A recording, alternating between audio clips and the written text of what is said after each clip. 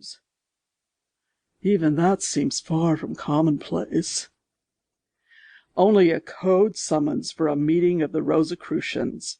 I suppose you know that the order has been revived here in America." "Not the true Rosicrucians, surely," said Bertram. "They pretend to be. A stupid lot who make child's play of it," said Average Jones impatiently. "Never mind them. I'd rather know what's on your mind. You made an observation when you came in, rather more interesting than your usual output of table talk.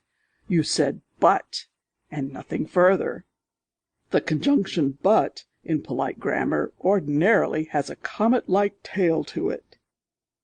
"Apropos of polite grammar, do you speak Latin?" asked Bertram carelessly. "Not enough to be gossipy in it." "Then you wouldn't care to give a job to a man who can't speak anything else?" "On that qualification alone?" "No, not entirely. He is a good military engineer, I believe." "So that's the other end of the butt, is it?" said Average Jones. "Go on. Elaborate." Bertram laid before his friend a printed clipping in large, clear type, saying, "When I read this, I couldn't resist the notion that somehow or other it was in your line. Pursuit of the adventure of life and all that. Let's see what you can make of it." Average Jones straightened in his chair. "Latin," he said, "and an ad by the look of it.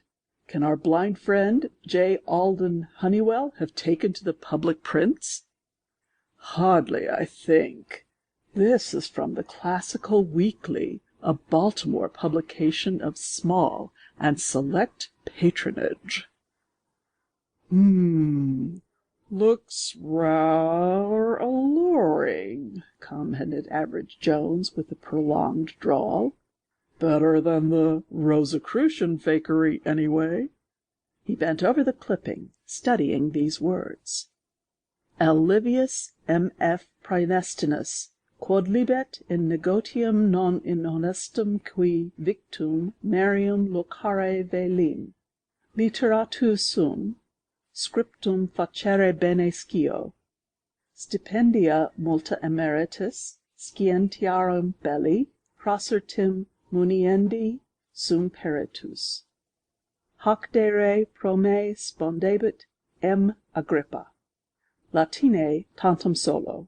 Si quis me velit conveneri, quovis Dei mane adesto in publicis hortis urbis Baltimorianae ad signum apri." "Can you make it out?" asked Bertram. Well, the general sense. Livius seems to yearn in modern print for any honest employment, but especially scrapping of the ancient variety or secretarying. Apply to Agrippa for references. Since he describes his conversation as being confined to Latin, I take it he won't find many jobs reaching out eagerly for him. Anybody who wants him can find him in the Park of the Wild Boar in Baltimore. That's about what I make of it. Now, what's his little lay, I wonder?" "Some lay of ancient Rome, anyhow," suggested Bertram. "Association with Agrippa would have put him back in the 1st century B.C., wouldn't it? Besides, my informant tells me that Mr. Livius, who seems to have been an all-around sort of person, helped organize fire brigades for Crassus, and was one of the circle of minor poets who wrote rhapsodies to the fair but frail Clodia's eyebrows, earlobes, and insteps." "Your informant? The man's actually been seen, then?" "Oh, yes. He's on view, as per advertisement, I understand." Average Jones rose and stretched his well-knit frame. "Baltimore will be hotter than the place that isn't," he said plaintively. "Martyrdom by fire. However, I'm off by the 5 o'clock train. I'll let you know if anything special comes of it, Bert." Barry's splendid bronze boar